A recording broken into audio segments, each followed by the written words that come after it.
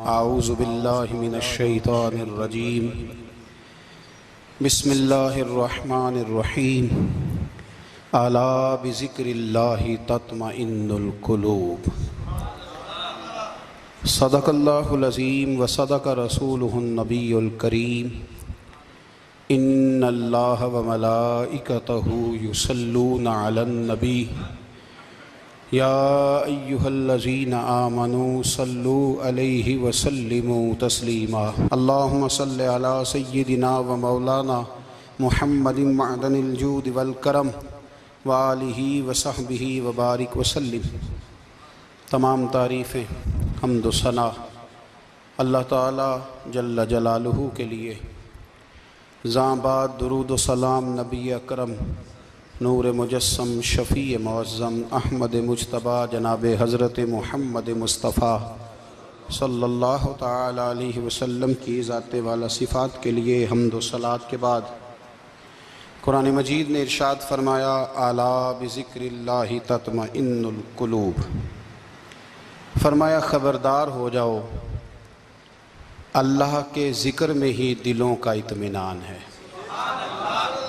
اللہ کے ذکر میں دلوں کا چین ہے۔ لوگ بہت سارا مال، بہت ساری دولت، بہت ساری عقل اور بہت سارا شعور ہونے کے باوجود بے سکون ہیں۔ جس چیز نے زمانے کو تکلیف میں مبتلا کر دیا ہے اور جو چیز ڈھونڈنے سے نہیں ملتی وہ اطمینان ہے، وہ قرار ہے۔ لوگ بھیک مانگتے ہیں، منت کرتے ہیں، دہائی دیتے ہیں کہ کہیں سے سکون کی دولت مل جائے، لیکن وہ میسر نہیں آ رہی۔ بڑے بڑے لوگ ہیں اور میں عرض کر چکا ہوں کہ مالدار بھی ہیں اور عقل مند بھی ہیں، باشعور ہیں، پڑھے لکھے ہیں، پر قلبی سکون، راحت، اطمینان، چین انہیں میسر نہیں آ رہا۔ راتیں جاگ کر گزر جاتی ہیں، دن آزمائش میں بیت جاتا ہے۔ وہ کبھی اس کے لیے ٹھنڈے علاقوں کا سفر کرتے ہیں، کبھی دوستوں کی مجلسوں میں جا کر کے بیٹھتے ہیں، کبھی گھر سے دور اکیلے میں تنہائی میں وقت گزارنے کی کوشش کرتے ہیں، لیکن دولت سکون ناپید ہوتی ہے، میسر نہیں آتی۔ عرش کا رب فرماتا ہے کیوں تو بھٹکتا پھرتا ہے، کیوں دائیں بائیں جاتا ہے، چپ کر کے مسجد آ جا اور لوگوں سے بچ کے تنہائی میں میرا ذکر کر۔ اللہ ملے گا کیا؟ فرمایا اعلیٰ بذکر اللہ تطمئن القلوب، میں تیرے بے چین دل کو چین عطا کر دوں گا۔ وہ تیرا تڑپتا اور پھڑکتا ہوا مزاج، اسے میں سکون کی دولت دوں گا۔ یہ تجھے کہیں اور نہیں ملے گا، یہ میری یاد میں ملے گا۔ یہ چین، قرار، سکون تجھے یہیں میسر آئے گا۔ اطمینان قلبی زندگی کا حسن ہے بھائی، دولت سکون اصل ہے۔ بڑے ٹھنڈے کمرے میں کچھ لوگوں کو نیند نہیں آتی، اور داتا صاحب رحمۃ اللہ علیہ آپ جائیں تو دونوں سڑکوں کے بیچ جو فٹ پاتھ ہے نا، اس پہ بھی کچھ لوگ سوئے ہوتے ہیں۔ ادھر سے بھی گاڑیاں گزرتی ہیں، ادھر سے بھی گاڑیاں گزرتی ہیں، لیکن بس نیند ہے نا، اللہ کا فضل ہے، اس نے دے دی ہے، آنے والوں کو آ گئی ہے۔ اطمینان قلبی، میرا معاشرہ بے سکون ہے، بے قرار ہے۔ مجھے کچھ لوگ کہتے ہیں جی میں آج کل بڑا بور ہو رہا ہوں، تو میں کہتا ہوں یار ہمیں تو ٹائم ہی نہیں ملا آج تک بور ہونے کا، نہیں وقت ہی نہیں اتنا میسر آیا، کون سا ٹائم نکالے جس میں بندہ بور ہو؟ وہ تو ہے کہ انسان کچھ فارغ ہو، کہیں اس کے پاس گنجائش ہو تو بور بھی ہو لے۔ کیسے بور ہو لیتے ہو؟ یہ کیا ہوتا ہے بور ہونا؟ زندگی میں اتنا وقت ہی کہاں ہے کہ انسان بور ہوتا پھرے اور یہ تصور بناتا پھرے کہ میں بڑی آزمائش میں ہوں، تو میں بڑے بور ہو رہا ہوں، تو میں بڑی تکلیف میں ہوں۔ تو وقت بہت زیادہ ہے ہمارے پاس، لایانی کاموں میں ضائع بڑا ہوتا ہے، تو ہم بور ہوتے ہیں، پریشان ہوتے ہیں۔ اللہ فرماتے ہیں یہ جو میری یاد ہے نا، لیکن اس کا بھی ایک طریقہ ہے یاد کا، اس طریقے سے اگر میرے رسول کریم علیہ السلام نے فرمایا اللہ کا ذکر اس طرح کرنا کہ دیکھنے والا تمہیں دیوانہ سمجھے۔ لوگ سمجھیں کہ کوئی مجنون ہے، کوئی جنونی ہے، کوئی پاگل ہے۔ یہاں اللہ تعالیٰ معاف کرے، آپ ذکر کی مجلس چھیڑیں، آپ نعت شریف کی مجلس چھیڑیں تو بہت سارے لوگ پروفیسر بن جاتے ہیں، وہ ساری نہیں ہلاتے، ان کی زبان ہی حرکت میں نہیں آتی۔ حالانکہ رب کریم کا ذکر اس طرح کرو کہ دیکھنے والا تمہیں دیوانہ سمجھے، کہیں اور کھونے کی ضرورت ہی نہیں۔ میرے حبیب گویا ہمیں فرماتے ہیں تو رب کے ذکر میں اس طرح کھو جا کہ تجھے دنیا کا خیال ہی نہ رہے، تجھے پھر دنیا کی ہوش نہ رہے۔ لیکن اگر نماز میں بھی خیال غیر آئے، ذکر میں بھی توجہ کہیں اور ہو، زندگی میں وہ عجیب لمحہ تھا، وہ میرے ساتھ تھا اور میں تنہا تھا۔ اگر ماحول یہ ہو کہ آپ کہیں جسم کے ساتھ تو موجود ہوں، روح موجود نہ ہو، تو پھر لذت ذکر بھی میسر نہیں آتی، پھر کیف نہیں حاصل ہوتا۔ یاد رکھیں کہ اس طرح کھو کے رب کی یاد کہاں سے کیف آئے گا؟ الجھ ہی بڑا گئے ہیں۔ وہ مستی، وہ سرور، وہ کیف جو اللہ کے ذکر میں ہوتا تھا، جو کبھی مرشد کامل کے سامنے بیٹھ کر لوگ اللہ اللہ کرتے تھے تو لگتا یہ تھا کہ یہ یہاں ہیں ہی نہیں، یہ تو کہیں اور چلے گئے ہیں، یہاں موجود ہی نہیں۔ لیکن اب وہ موج نہیں، وہ شوق نہیں، وہ درد نہیں، وہ زیب نہیں۔ اقبال تڑپ کے کہا کرتے تھے، خیرت کی گتھیاں سلجھا چکا ہوں، یا رب مجھے صاحب جنوں کر دے، اللہ مہربانی فرما، وہ کیفیت دے، وہ سرور دے۔ زندگی میں اگر اطمینان چاہتے ہو تو کبھی کبھی سب کچھ بھول کے نا تو مست ہو جایا کرو رب کی یاد میں۔ کبھی کبھی چھوڑ دیں دنیا، چھوڑیں یار موبائل، کسی وقت کریں اس کو بند، چھوڑیں اس بات کا خیال کہ فلانے نے سلوٹ کیا ہے کہ نہیں کی، چھوڑیں۔ حضرت باجزید بستامی رحمت اللہ تعالیٰ علیہ فرماتے ہیں میں نے اعتکاف کبھی اپنی مسجد میں نہیں کیا، اس لیے کہ سارے ہی ہاتھ چومنے والے، سارے ہی پیار کرنے والے۔ فرماتے میں جب اعتکاف کرتا تھا تو میں بستام سے دور نکل جاتا تھا جہاں کوئی مجھے جاننے والا نہ ہو۔ اٹھ بلیا چل اوتھے وسیے جتھے وس دینی سارے یننے، نہ کوئی ساڈی ذات پچھانے تے نہ کوئی سانو مننے، چل ادھر چلیں۔ اٹھ بلیا چل اوتھے وسیے جتھے وس دینی سارے ہی اننے، نہ کوئی ساڈی ذات پچھانے تے نہ کوئی سانو۔ اتنا شوق ہے سلوٹ کرانے کا، اتنا شوق ہے تعارف کرانے کا، اتنا شوق ہے اپنا بتانے کا، تو یہ چیز غلبہ کر جاتی ہے، پھر نام رہ جاتا ہے، روح نہیں رہتی، پھر وجود رہ جاتا ہے، پھر باطن کی کیفیت نہیں رہتی۔ خدا را اپنے آپ کو بے چین نہ کرو، بے قرار نہ کرو، بے سکون نہ کرو، رب کی یاد میں آ جاؤ، درود و سلام میں آ جاؤ، نعت کے حسن میں آؤ، تلاوت کی دنیا میں آؤ، سجدوں کے نور میں آؤ، آؤ کبھی کھول کے دل مسجد کی صفائیاں کریں، آؤ نہ کبھی کوئی بوڑھا، دادی، نانی، دادا، ان کے پاس بیٹھ کے پیر دبا کے اللہ کو راضی کریں۔ یہ کیف والی جگہ ہیں، یہ سرور والی جگہ۔ اتنی بے چین ہماری زندگی ہے، بے قرار ہے، تڑپتے ہوئے لوگ، لڑتے ہوئے لوگ، ایسے لگتا ہے ابھی ایک دوسرے کا گریبان تھام لیں گے، بے قرار، بے چین۔ کسی کو انتظار کا کہا جائے نا کہ 10-20 منٹ کسی کا انتظار کرو تو بعض لوگ مجھے ایسے لگتا ہے جیسے یہ ان کا کلیجہ پھٹ جائے گا، ڈاکٹر کے انتظار میں بیٹھے ہیں تو بڑے پریشان ہیں۔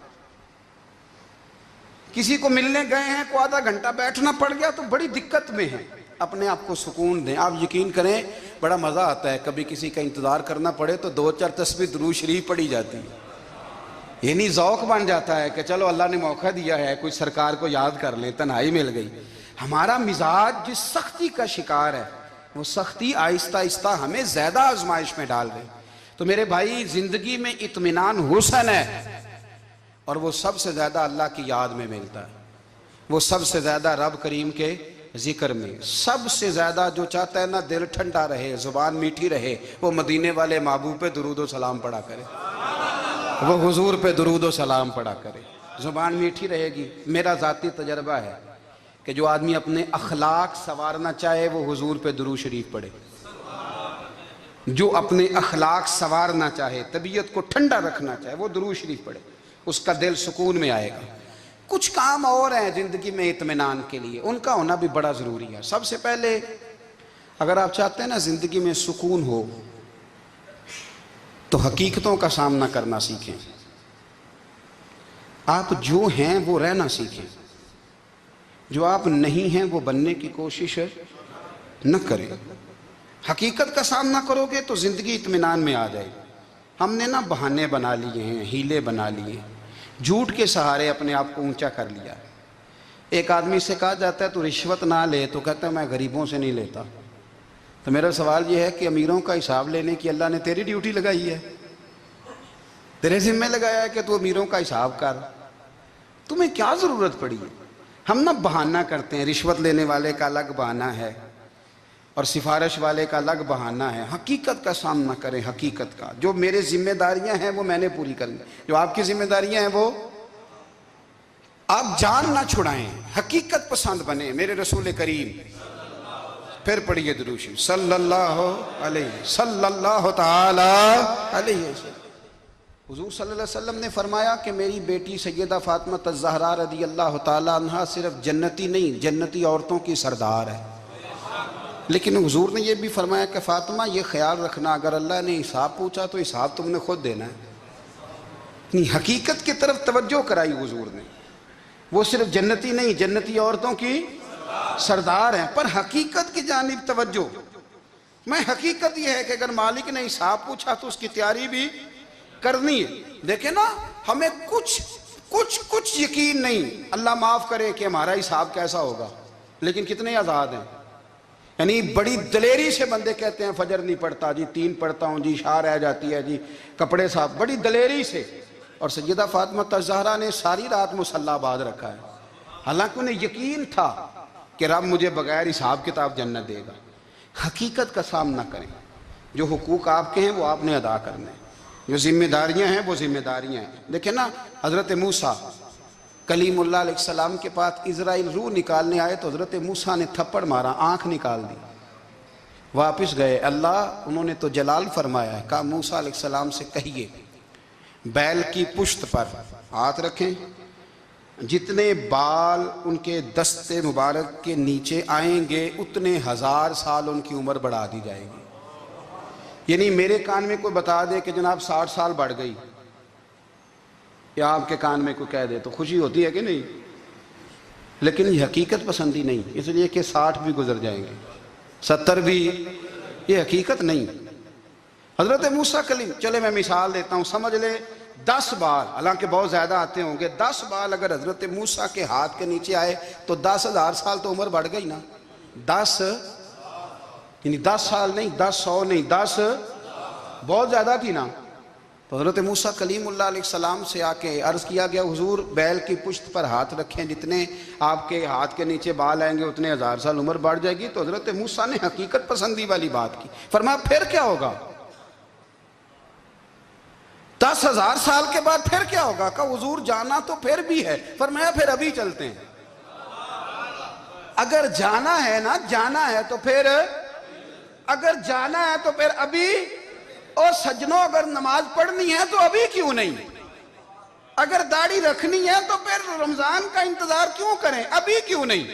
اگر سچ بولنا ہے تو پھر، اگر رزق حلال کھانا ہے تو پھر انتظار کاہے کا؟ حقیقت ہوتی ہے، بہانہ ہوتا ہے، حقیقت چھپ نہیں سکتی بناوٹ کے اصولوں سے، کیونکہ خوشبو آ نہیں سکتی کبھی کاغذ کے پھولوں سے۔ یہ بات یاد رکھیں، اگر جانا ہے تو حضرت کلیم فرمانے لگے پھر 10,000 سال کے بعد بھی جانا ہے تو آج بھی۔ ہمیں بے قراری زندگی میں اس لیے کہ ہم حقیقت پسند نہیں، ہم بہانوں میں، ہم ہواؤں میں جیتے ہیں، ہواؤں میں، خیالات میں زندگی گزارتے ہیں۔ بڑا ٹائم پڑا ہے، مثلاً کتنا میرے رسول کریم صلی اللہ تعالیٰ علیہ وآلہ وسلم نے ایک دن صحابہ سے فرمایا تمہیں حیا نہیں آتی؟ حضور کیا ہوا؟ فرمایا وہ والے مکان بناتے ہو جن میں تم رہ نہیں سکتے، وہ والا مال جمع کرتے ہو جو کھا نہیں سکتے، حیا نہیں آتی؟ عرض کی حضور حکم کریں تو محبوب فرمانے لگے جوتے کا ایک تسمہ بند کرتا ہوں تو سوچتا ہوں دوسرا بند کرنے سے پہلے موت آ جائے گی، ایک سانس اندر جاتی ہے تو دوسرا آنے سے پہلے میں یاد کرتا ہوں کہ مجھے دنیا سے جانا ہے۔ تمہیں حیا نہیں آتی؟ وہ مکان بناتے ہو جن میں رہ ہی نہیں سکتے، وہ مال جمع کرتے ہو جو کھا، حقیقت پسند نہیں بھائی ہم۔ بہت سارے لوگ ہیں بڑی باتیں سناتے ہیں، بڑی، میں کہتا ہوں اصل میں نا زیادہ باتیں سنا کے نا بیچارہ اپنے آپ کو مطمئن کرنا چاہتا ہے. اصل بات یہ ہے کہ اندر سے نا ہلا ہوا ہے، کچھ بھی نہیں، بڑا زیادہ ہنستا ہے اور مجھے لگتا ہے کہ کوئی گہرا زخم چھپا رہا ہے. اس لیے ملمہ سازی، حقیقت پسند بنو، حقیقت پسند. یاد رکھنا، من ترک صلاۃ متعمدا فقد کفر. میرے رسول نے حقیقت بیان کی، فرمایا جس نے ایک نماز بھی جان بوجھ کے چھوڑی اس نے رب کے رب ہونے کا انکار کیا، اس نے کفران نعمت کیا. یہ حقیقت ہے، کوئی کلیریفیکیشن نہیں، کوئی وضاحت نہیں. جو نماز نہیں پڑھتا جھوٹ بولتا ہے، غلط بیانی کرتا ہے. جو شخص رزق حرام کما کے کہتا ہے کہ اس کے بغیر گزارا نہیں چلتا، وہ جھوٹ بولتا ہے. اس لیے کہ رب فرماتا ہے جب تجھے پیدا کیا ہے تو تیرا رزق میرے ذمہ ہے. اللہ فرماتا ہے کہ لا یکلف اللہ نفسا الا وسعہا، میں کسی پر وہ بوجھ نہیں ڈالتا جو اٹھا نہ سکے. نماز فرض کیا، اس کا مطلب ہے ہم پڑھنے کے قابل ہیں. اس نے ہمارے ذمہ داریاں لگائی ہیں تو مطلب یہ ہے کہ ہم ذمہ داریاں ادا کرنے کے قابل ہیں، ورنہ وہ کہتا ہے میں وہ بوجھ ڈالتا ہی نہیں جو تجھ سے اٹھایا نہ جائے. اگر چاہتے ہو کہ زندگی میں اطمینان ملے تو خدا را حقیقت پسندوں والی زندگی گزارو. یہ فضاؤں میں زندہ رہنا، ہواؤں میں، اللہ بڑا معاف کرنے والا ہے، اللہ بڑا کریم ہے، معاف کر دے گا. تو بھئی یہ بات صحابہ کو بھی پتا تھی، یہ اہل بیت کو بھی خبر تھی، تو وہ تو ایک ایک بات کا لحاظ کرتے تھے. یہ غوث اعظم کو بھی پتا تھی، یہ ان کے والد کو بھی پتا تھی جنہوں نے کسی کا ایک سیب کھا لیا تھا تو 12 سال اس کے گھر میں نوکری کرتے رہے. انہیں نہیں پتا تھا اللہ بڑا کریم ہے، معاف کر دے گا، ایک سیب ہی ہے نا. تو حقیقت پسندی آپ کو سکون دے گی. اور اگر آپ نے اپنے آپ کو غیر مطمئن کیا ہوا ہے، بات کچھ اور ہے، اور آپ نے اپنے آپ کو ڈال کسی اور طرف لیا ہے، تو پھر آپ کو سکون مل سکتا؟ سکون حقیقت پسندی میں، اصل میں سکون ہوتا ہے، اداکاری میں سکون نہیں ہوتا. تیسری بات سنیں، اگر آپ چاہتے ہیں زندگی میں مطمئن رہیں تو دنیا داروں سے امیدیں توڑ دیں، اللہ اور اس کے رسول سے امید وابستہ کریں، اولیاء اللہ سے امیدیں وابستہ کریں، صحابہ اور اہل بیت سے امیدیں، اللہ اور اللہ والوں سے امیدیں، دنیا داروں سے امیدیں. آپ کو پتہ ہے دنیا دار کی تباہی کب ہوتی ہے؟ جب انہیں خوش آمدی مل جاتا ہے. چودھری کا بیڑا اس وقت غرق ہوتا ہے جب اسے چودھری کہنے والے زیادہ ہو جاتے ہیں. سیٹھ صاحب اور نواب صاحب بیچارے تباہ تب ہوتے ہیں بھولے پن میں، جب ان کے دائیں بائیں ریلا ہوتا ہے سیٹھ صاحب کہنے کا. لوگ انہیں کھانا چاہتے ہیں، پیار ان کا نہیں ہوتا، ان کی جیب کا ہوتا ہے. محبت ان سے نہیں ہوتی، ان کی کرسی سے ہوتی ہے. ضروریات کا پیار ہوتا ہے، تباہ کر دیا جاتا ہے. ہماری ساری توقعات دنیا داروں سے وابستہ ہو گئی ہیں. ناراض نہ ہونا، پیروں نے، مولویوں نے، درویشوں نے، انہوں نے بھی سیٹ رکھے ہوئے جلسوں کی صدارت کرانے کے لیے. یعنی مذہبی جلسہ ہے، اس میں بہت زبردست پڑھے لکھے صاحب تقوی عالم کا خطاب ہے، اور کی صدارت وہ بندہ کر رہا ہے جس نے عشاء کی نماز بھی نہیں پڑھی. وہ بندہ صدارت کر رہا ہے، کیوں؟ اس لیے کہ اس نے لاکھ روپیہ دیا محفل میں. خدا را دنیا داروں سے امیدیں چھوڑ دیں ورنہ آپ کمزور پڑ جائیں گے، آپ کی امیدیں ٹوٹیں گی. کتنا کمزور ہے وہ شخص دو چار ہزار کے لیے کسی بندے کی چاپلوسی کرتا ہے، اس کے پیچھے بھاگتا ہے، خوش آمدیں کرتا ہے تھوڑے سے نوٹوں کے لیے. دکھ سکھ میں کام آئے گا اس کام کے لیے. میرے رسول کریم علیہ السلام نے فرمایا جس نے بندوں کو راضی کرتے کرتے رب کو ناراض کر دیا، اس کی دنیا بھی گئی اور آخرت بھی گئی. اور فرمایا جس نے بندوں کی پرواہ نہیں کی، اللہ کو راضی کیا، فرمایا اگر رب راضی ہو گیا تو لوگوں کے دلوں میں بھی محبت پیدا فرما دے گا. کیا ضرورت ہے خوش آمد کرنا دنیا داروں کی، سیٹوں کی، نوابوں کی، چاپلو. اور میں آپ کو ایک بات بتاؤں، ہوتا پتہ کیا ہے؟ یہ جو حب جا اور حب با ہوتی ہے نا، اس سے پیٹ نہیں بھرتا. آپ کو اگر خوش آمد کرنی ہے تو پھر آپ کو ساری زندگی کرنی ہے. پھر ان کو بھی پتہ ہوتا ہے کہ تعلق کس بنیاد پر ہے، اس میں کبھی بھی خلوص پیدا نہیں ہوتا. آپ بے چین رہتے ہیں، بے قرار رہتے ہیں، آپ کو تکلیف رہتی ہے ہمیشہ. کبھی بھی دنیا داروں سے امیدیں وابستہ نہ کریں. ایک بات سنیں بڑی شاندار، امام غزالی نے لکھی ہے. امام غزالی فرماتے ہیں کہ ہارون الرشید نہ حج کر کے واپس آیا بغداد میں، تو کونے میں حضرت بہلول دانا بیٹھے تھے. رش بہت تھا، مجمع بڑا تھا. حضرت بہلول دنا بھی سڑک کے کنارے بیٹھے تھے تو سپاہی کہنے لگے یہاں سے اٹھ جاؤ، فرمانے لگے ہارون رشید کی زمین نہیں، زمین میرے رب کی ہے، میں کیوں اٹھوں؟ وہ قریب سے گزرا تو سلام لی، تو آپ نے اس کا پروٹوکول دیکھا تو فرمانے لگے ہارون رشید تجھ سے تگڑے تگڑے موٹے موٹے پروٹوکول میں نے لوگوں کے دیکھے ہیں، اور یہ جو تیرے دائیں بائیں آج تیرے نعرے لگا رہے ہیں یہ پہلے ان لوگوں کے نعرے لگایا کرتے تھے، اور تھوڑا وقت گزرنے دے، جو تیرے بعد آئے گا نا یہ سارے پھر ان کے نعرے بھی لگائیں گے۔ تو جھوٹ کی دنیا میں زندہ ہے، ان سے تو نے امیدیں وابستہ کی ہیں، یہ کل اس کے نعرے لگائیں گے۔ اس کے دل پہ بڑا اثر ہوا، گھوڑے سے اتر آیا، آگے کہنے لگا حضور آپ نے مجھے بڑی اچھی نصیحت کی ہے، میرا دل بڑا ٹھنڈا ہوا ہے، میں نے سنا ہے آپ مقروض ہیں، کچھ لوگوں کا قرض، تو مجھے کوئی حکم ہی کر دیں۔ آپ ہنسنے لگے، فرمانے لگے یار تو بڑا ہی بیوقوف ہے، بڑا ہی بیوقوف ہے تو، میں تجھے نصیحت کر رہا ہوں تو مجھے الجھا رہا ہے، حضور کوئی حکم کر دیں۔ کیا خوبصورت انداز ہے رب کریم کے بندوں کا۔ حضرت بہلول دانا فرمانے لگے تیرا رب کون ہے؟ کہا اللہ، تو فرمایا میرا کون ہے؟ کہا اللہ۔ فرمانے لگے یہ تو نہیں نہ ہو سکتا کہ اللہ ہارون رشید کو دیتا رہے اور بہلول دانا کو بھول ہی جائے، یہ تو نہیں نہ ہو سکتا کہ ہارون رشید کو دیتا رہے اور بہلول دانا کو بھول جائے۔ فرمایا اس کا دل، اس کا ارادہ ہوا، ارادہ قدرت ہوا کہ بہلول مقروض رہنا چاہیے، تو اگر رب مجھے رکھنا چاہتا ہے، دکھ قبول محمد بخشا راضی رہن پیارے، اگر وہ چاہتا ہے میں مقروض رہوں تو میں بھی چاہتا ہوں کہ میں مقروض ہی رہوں، یہ تو نہیں نہ ہو سکتا کہ تجھے دے اور مجھے نہ دے۔ فرمایا میری تجھ سے کوئی امید نہیں، مجھے جب بھی دے گا میرا رب بھی دے گا، اور وہ دے گا تو پھر انشاءاللہ خزانے کھول کے دے گا۔ دنیا داروں سے امیدیں وابستہ کرنا، لوگوں کے پیچھے، یہ چھوڑ دیں، آپ بے چین رہیں گے، بے قرار رہیں گے۔ اللہ والوں سے ضرور امیدیں وابستہ کریں، اس لیے کہ ان کے پاس جو کچھ ہوتا ہے وہ دراصل رب کا ہی ہوتا ہے۔ لیکن سیٹھوں سے، نوابوں سے، سیاستدانوں سے باز آ جائیں، ہماری بڑی امیدیں وابستہ ہیں۔ میں اکثر کہتا ہوں جتنے پھیرے نوکری کے لیے دنیا دار کے دروازے پہ لگائے ہیں نا، اس سے کم دفعہ مسجد میں نفل پڑے ہوتے تو رب اتنی بڑی مہربانی فرما دیتا۔ تیسری بات یہ یاد رکھیں، اگر سکون لینا چاہتے ہیں نا، اگر سکون لینا چاہتے ہو نا تو لوگوں کو ڈسکس کرنا بند کر دو۔ کس کو اللہ نے کتنے پیسے دیے ہیں وہ جانے اور اللہ جانے، کس کو اللہ نے کتنی گاڑیاں دی ہیں وہ جانے، اور لوگوں کو ڈسکس کرنا جی۔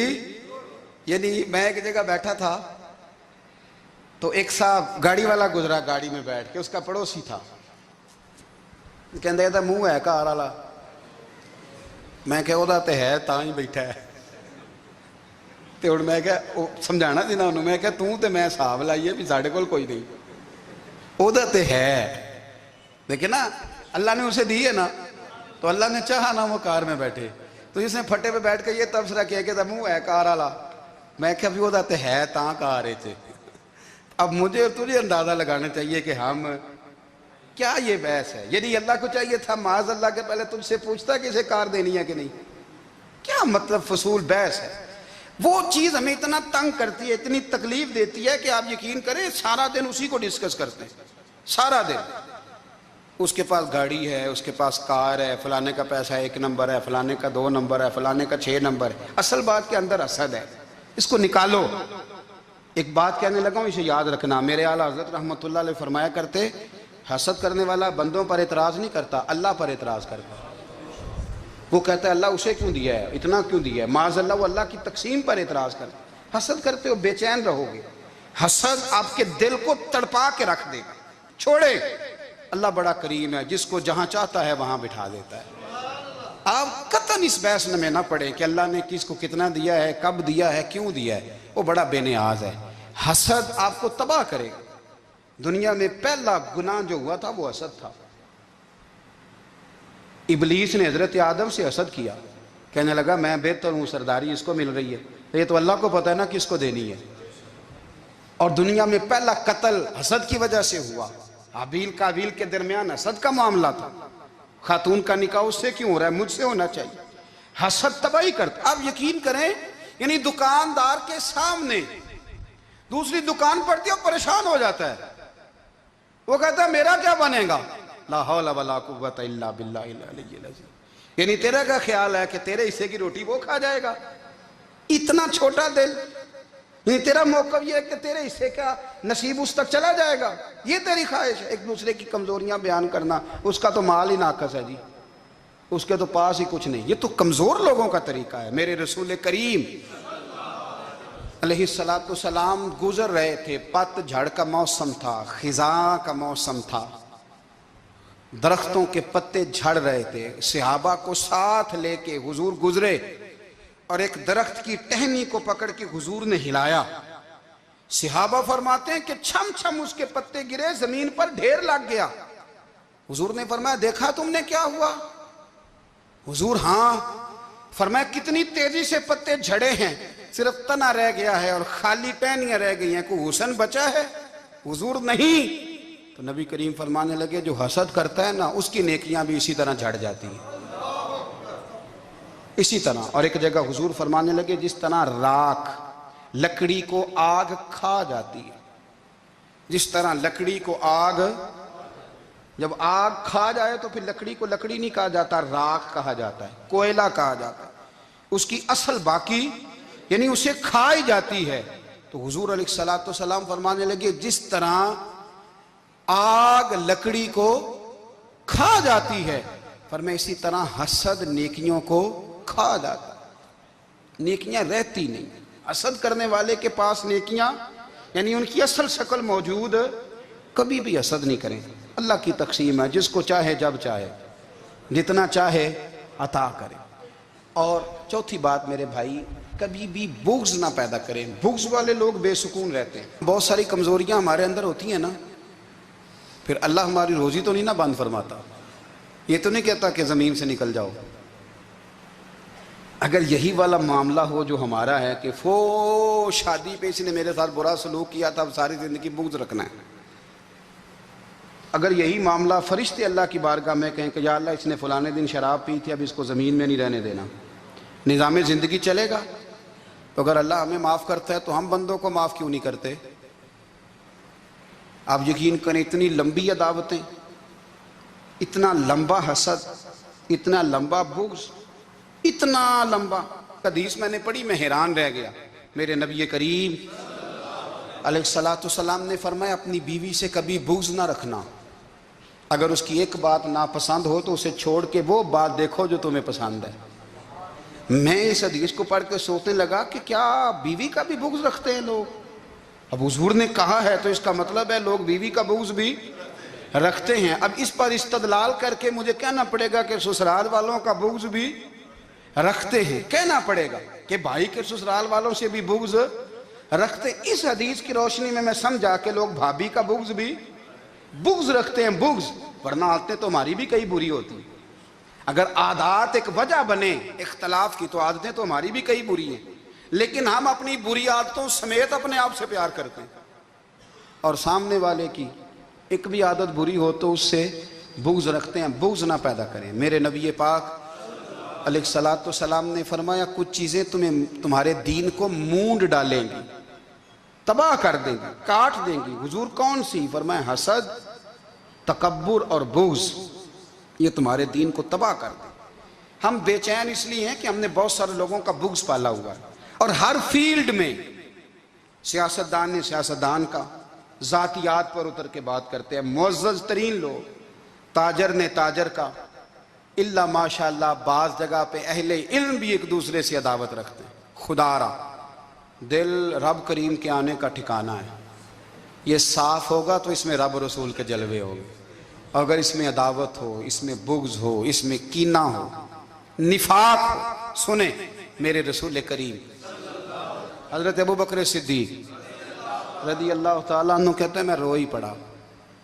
مکہ فتح ہوا نا تو اکرمہ بن ابو جہل نے پیغام بھیجا کہ میں نا کلمہ پڑھنے کے لیے آ رہا ہوں۔ بات لمبی ہے، میں موضوع پہ رہنا چاہتا ہوں۔ کہتے ہیں جب وہ آنے لگا نا تو نبی پاک نے ہم سب کو بلایا، ہم حاضر خدمت ہوئے تو حضور فرمانے لگے کہ اس کے باپ نے نا بڑا ظلم کیا ہے ہمارے ساتھ، ابو جہل نے بڑا ستایا ہے، بڑی تکلیف دی ہے۔ آپ مجھے بتلائیں کہ وہ ایک دفعہ کسی شادی پہ بحث ہوتی ہے بیوی کے بھائی کے ساتھ، پھر ساری زندگی اس بیچارے کو معافی وہ 10 دفعہ گھر آتا ہے معافی مانگنے پر سوال ہی نہیں پیدا ہوتا میں او ہو مجھے ہی کہہ دیا، یعنی پھر میں مجھے ہی کہہ دیا آپ نے اور میری شان میں بے ادبی اور پھر میں معاف کر دوں، توبہ توبہ توبہ، یہ کیسے ہو سکتا ہے؟ میری ناک نیچی ہو جائے گی اور آپ نے مجھے کہہ دیا، سوال ہی نہیں پیدا ہوتا۔ اور یہ رونا میں اکثر ہوتا ہوں کہ شادی والے دن داماد صاحب کا زیادہ دماغ خراب ہوتا ہے، جب چھوٹی سالی کی شادی ہوتی ہے نا اس دن اس کو بخار چڑھتا ہے، کوئی اس کو کان میں کہتا ہے تیری عزت نہیں کر دے، اس دن اس کا دماغ خراب ہو جاتا ہے، بچے اٹھا کے نکل آتا ہے، وہ بیچارہ سسر منتیں کر رہا ہوتا ہے کہ تیری مہربانی آ جا، یہ عزت کرا رہا ہے۔ تو میں نے کہا احتجاج کر کے جو عزت کرائی جاتی ہے وہ عزت نہیں ہوتی۔ ہاں یہاں مانگ کے عزت لیتے ہیں لوگ، یا احتجاج کی کوئی عزت ہے؟ آپ کے اندر کمالات اتنے ہوں کہ آپ کی عزت کرنے کو دل چاہے، یعنی مزہ آئے، یعنی لطف آئے، یعنی آپ دور بیٹھے ہوں تو کسی کا دل کرے آپ کو اسٹیج پہ بلانے کے لیے۔ یہ کیا بات ہوئی کہ چھائے جانا اور بھاگ کے آگے جانا؟ ان سے نکلیں۔ اکرمہ بن ابو جہل کلمہ پڑھنے کے ارادے سے آ رہے ہیں، حضور علیہ السلام نے صحابہ کو بلایا، کتنی زیادہ دعوت رکھی جا سکتی تھی معاذ اللہ؟ کب سے وہ چلا تھا ظلم کرنے، اور اس کے بعد اس کا بیٹا شروع ہو گیا، کتنی باتیں تھیں جو ناقابل معافی تھیں، پر کریم رسول نے ہمیں بتلایا ہے کہ سکون والی زندگی کہتے کس کو ہے۔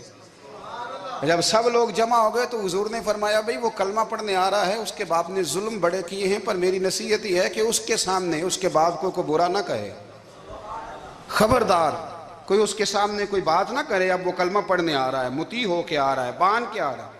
کہتے ہیں اللہ کے رسول نے نا کافی دیر تک خطبہ دیا، بریفنگ دی، بات سمجھائی۔ جناب صدیق اکبر کہتے ہیں میں رو پڑا۔ ایک صحابی مجھے کہنے لگے تمہیں کیا ہوا؟ تو میں نے کہا میں مصطفیٰ کی رحمت پہ رو رہا ہوں، دیکھو کن کے لیے حضور گراؤنڈ بنا رہے ہیں، اے دیکھو کن کے لیے حضور تیاری کر رہے ہیں، جنہوں نے ساری زندگی دشمنی کی۔ خدا را یہ اندر سے عداوتیں نکال پھینکو۔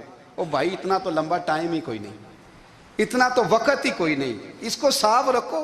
بندہ کوئی کر بھی گیا تو کوئی حرج نہیں، چنگی مندی سجنا کولوں 100 واری ہو جاندی، یار یاراں دا گلا نہیں کر دے، اصل پریت یار یاراں دا جڑا گلا کردا جے یار نہیں جی ہوندا۔ ہاں پکی بات، پکی پیڑی۔ میرا ایک سنگی مجھے آ کے آنے لگا فلانی جگہ بندہ یہ بات کر رہا تھا، میں کہ تو اوتھے ہی سے سوندا سے تم ہی نال ہی سے، میرا تو سجن بات سونی نہیں سکتا۔ چنگی مندی سجنا کولوں 100 واری ہو جاندی، یار یاراں دا گلا نہیں کر دے، اصل پریت جنہ دی۔ ہاں جو بندے پھر ہوتے اس طرح کے ان کے لیے بھی میاں صاحب نے کہا ہے، ان کے لیے بھی میاں صاحب نے کہا ہے، ان کے لیے بھی آپ نے بات ارشاد فرمائی ہے۔ آپ نے فرمایا چنگا ہویا لڑ نیڑیوں چھٹا، کتے عمر نہیں لنگی ساری، بے قدراں دی یاری کولوں توبہ لکھ لکھ باری۔ او چنگا ہویا لڑ نیڑیوں چھٹا، کتے عمر نہیں لنگی ساری۔ جو اس طرح کا تھا نا شکوے کرنے والا، بغض رکھنے والا، فرمایا بے قدراں دی یاری کولوں توبہ، یعنی لاکھ تے لاکھ کنے ہو گئے، یعنی 2 لاکھ باری توبہ کی تھی انہوں نے، گنی نہیں جا سکتی جتنی میاں صاحب نے توبہ کر دی۔ بے قدرے دوست، بے قدراں دی یاری کولوں توبہ لکھ لکھ باری، چنگا ہویا لڑ نیڑیوں چھٹا، کتے عمر نہیں لنگی ساری۔ تو مہربانی کریں، ایک تو اگر آپ مطمئن رہنا چاہتے ہیں تو کبھی کبھی نا مست ہو کے ذکر الہی کریں، مست ہو، وہ والا ذکر نہیں جس میں آپ موبائل بھی دیکھ رہے ہیں اور کہانیاں بھی۔ میرے سامنے کو بندہ جمعے والے دن یا تقریر کے درمیان تسبیح لے کے بیٹھ جائے تو میں اس سے پوچھتا ہوں تو دو کام ایک ٹائم جی میں پہ کرنا ہے؟ میری بھی بات سن رہے ہو، تسبیح پڑھی تو ممکن ہی نہیں۔ تسبیح تو تسبیح ہے، جب وہ ہوگی تو پھر کوئی اور کام سوال ہی نہیں پیدا ہو۔ ایک تو ذکر کریں محو ہو، دوسری بات حقیقت کا سامنا کریں۔ آپ اگر مطمئن رہنا چاہتے ہیں تو حقیقت پسند بنیں۔ تیسری بات حسد چھوڑ دیں، دوسروں کو ڈسکس کرنا چھوڑ دیں، آپ یہ دیکھیں کہ اللہ نے مجھے کیا کچھ دیا، اس پہ راضی رہیں۔ اور چوتھی بات عداوت چھوڑ دیں، سینے میں کینہ چھوڑ دیں، آپ کی زندگی مطمئن ہو جائے گی، آپ خوشحال رہیں گے۔ وہ جو آپ لفظ کہتے ہیں نا کہ میں بور ہوں، میں پریشان ہوں، اس سے آپ نکل آئیں گے۔ اللہ ہمیں محبوب کی غلامی میں زندگی